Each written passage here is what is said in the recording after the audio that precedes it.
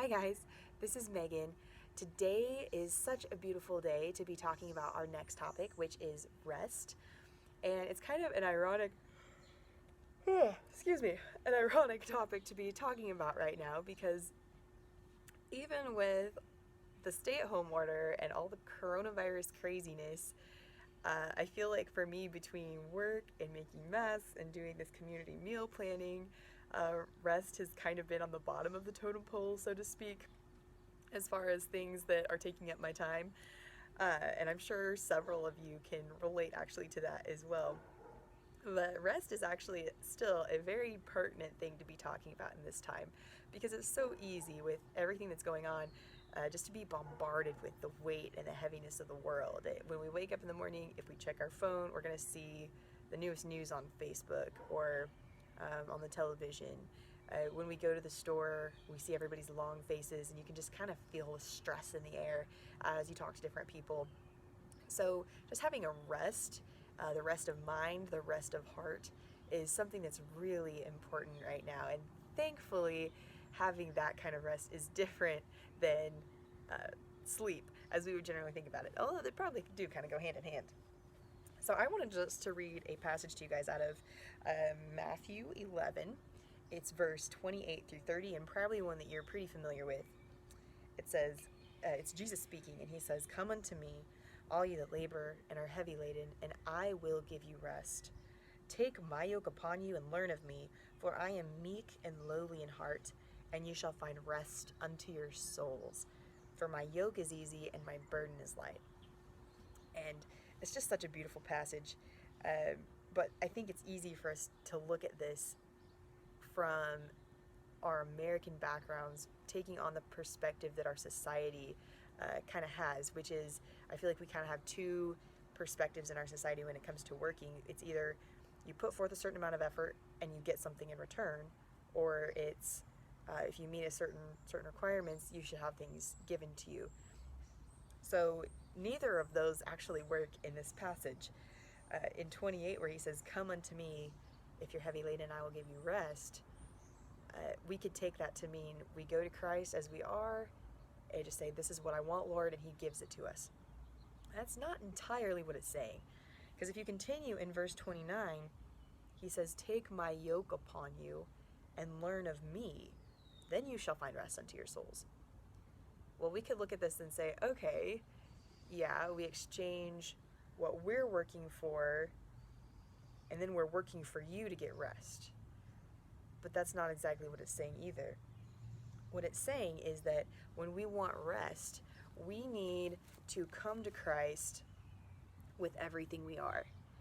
When we take our yoke upon him, that's a picture of submission and full surrender.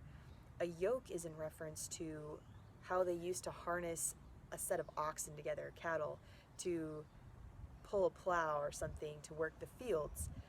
And if you think about a yoke, it doesn't sound like something that would be restful.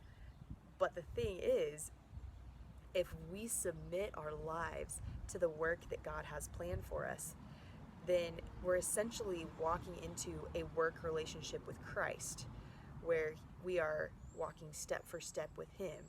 He is guiding us. He is pulling that load for us, and we are learning from his heart as we walk into that. As we fully surrender our lives to Christ, that is when we truly find rest unto our souls, because it is then that we have cast our cares on him and cast our burdens on him, and he bears those for us. In exchange, we give him our life. We can't hold any part of that back. Jesus is Lord and Master and King of our life, and that doesn't change based on our heart position in front of him. The thing that changes is us. If we fully submit our lives to Christ, if we offer our bodies as a living sacrifice, basically saying, whatever I have, whoever I am, I give that to you, Lord, and you do with it as you please. That's when we're going to start seeing the change in our life. And there's another passage in Isaiah 30 that says, he's actually talking about Israel in the Old Testament and how they left the ways of God and how they were being punished for that. And The Lord says that um, in returning and rest, you would have been saved. In quietness and in confidence was your strength, but you wouldn't listen. You wouldn't do that.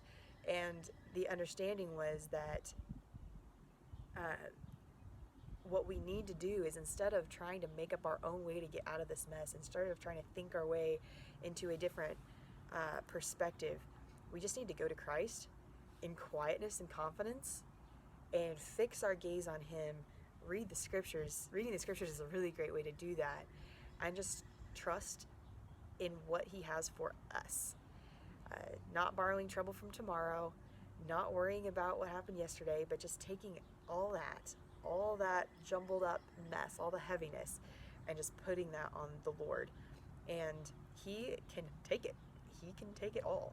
He is more than able and more than happy to take the weight that we have been bearing in our lives. But in order to do so, we can't keep a hold of that weight ourselves. We have to completely let all of that go, and all of our lives lay that at His feet, and walk in the newness of life that He has for us, walking in the works that He has prepared for us, taking on the yoke that is of Him. So I hope that's encouraging. Just know that culturally this is kind of bizarre, and it's kind of hard to think about that way, but if you really want to experience true rest of soul and mind, it comes from full surrender to Christ. And as you walk into that, you will find such a fullness and beauty in life that you maybe didn't even know could exist. I know I did. And so with that, I just pray that God will bless you this week, and bless you with a restful week, and just an understanding of what it means to fully surrender and walk with Christ.